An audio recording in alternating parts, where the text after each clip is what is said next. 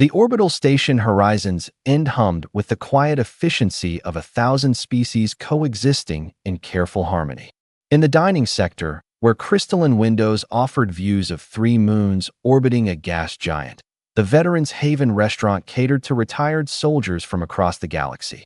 Kaler Draven sat at the corner table with his unit, 6 Felixari warriors, their fur ranging from midnight black to sandy gold, their feline features marked by scars and cybernetic enhancements earned through decades of service. They spoke in low rumbles, reminiscing about battles fought in the Andromeda campaign. When the collective had pushed back the void swarm from civilized space, Kaler's own gray-striped fur bore the silver streaks of age, and his left eye had been replaced with a blue optical implant that occasionally flickered when he grew tired. On his right forearm, visible beneath his rolled sleeve, was a tattoo, a complex geometric pattern surrounding a stylized phoenix rising from flames, with text in Old Terran script beneath it.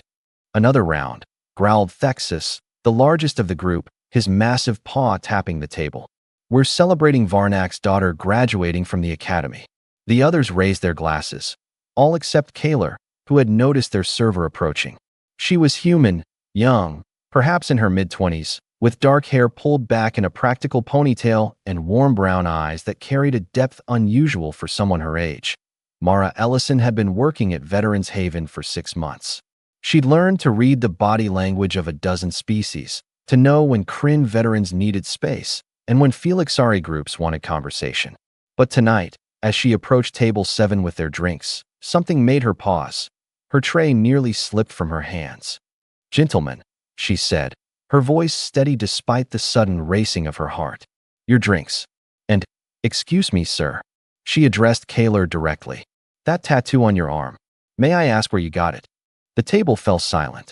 Felixari warriors were not accustomed to such direct questions from service staff, and several pairs of eyes narrowed at what might be perceived as disrespect. But Kaler simply tilted his head, his enhanced eye focusing on Mara with sudden intensity. "This." He extended his arm slightly. "It's a unit tattoo. From the 47th Human Auxiliary Integration Battalion. I served with them during the siege of Kronos 7. Mara set down the tray carefully, her hands trembling now. "The 47th Human Auxiliary Integration Battalion. You know it?" Thexus asked, his tone skeptical.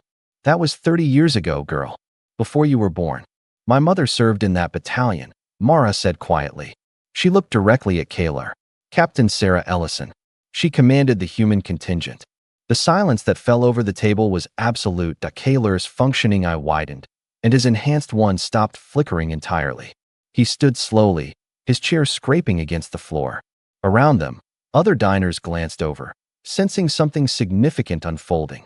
"Sarah Ellison," Kaler repeated, his voice rough. "Red hair, scar across her left cheek.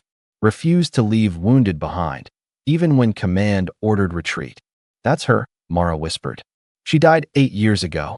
Cancer. But she kept that tattoo until the end."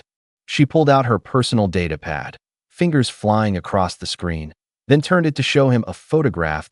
In the image, an older woman with silver-streaked red hair smiled at the camera, her arm extended to display a tattoo identical to Kaler's.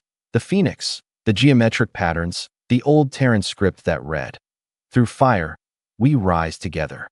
Kaler took the datapad with shaking paws, his warriors gathering around to see. Varnak made a low sound in his throat, the Felixari equivalent of a gasp. "I remember," Kaler said, his voice thick. "The humans weren't supposed to be there.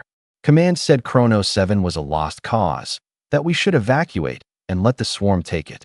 5 million civilians, mostly Felixari and Kryn, trapped in the lower cities." He handed the data pad back to Mara, but his eyes remained distant, lost in memory. "Your mother, Captain Ellison."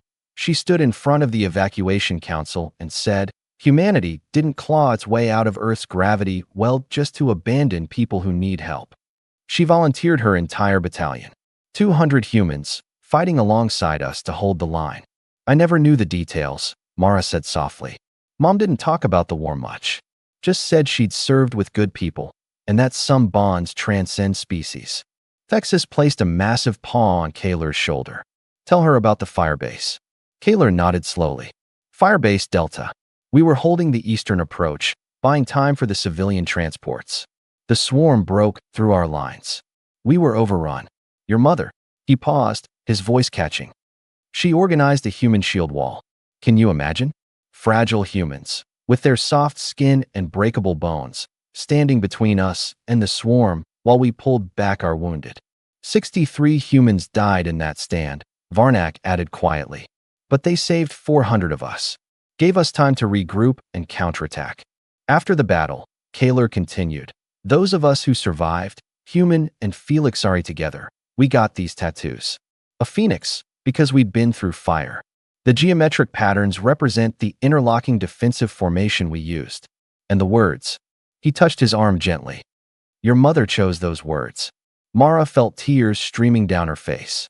Around the table, the hardened warriors watched with expressions of profound respect. She saved my life twice more before the campaign ended, Kaler said. The last time, she carried me 3 kilometers through hostile territory with a dislocated shoulder and cracked ribs. A human, carrying a Felixari warrior twice her weight. When I asked her why, she said, because you'd do the same for me. And I would have, Kaler added fiercely. I would have died for Sarah Ellison. We all would have. Mara wiped her eyes. She had your unit photo on her desk. I saw it every day growing up, but never understood what it meant to her. After she died, I found journals. She wrote about all of you. About how serving with the 47th changed how she saw the galaxy. It changed us too, Thexus said. Before Chronos 7, many Felixari doubted humans. You were new to the collective, untested.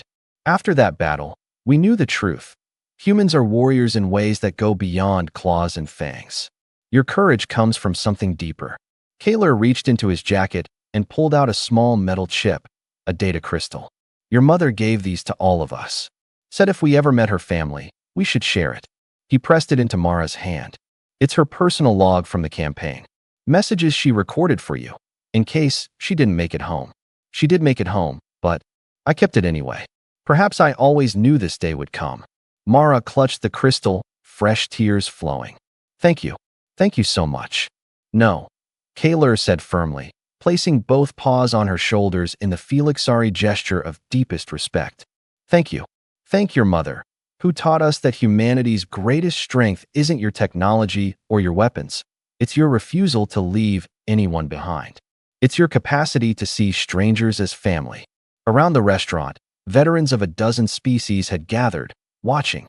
One by one, they placed their hands, paws, and appendages over their hearts, a universal military salute. That night, Mara sat in her small apartment and played the crystal.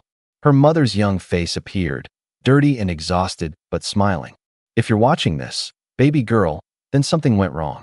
But know this, I'm exactly where I chose to be, doing what humans do best, standing with our friends when it matters most. The galaxy is bigger and stranger than you can imagine, but it's also full of people worth fighting for. Remember that. Through fire, we rise together. The next morning, Mara made an appointment at the station's tattoo parlor.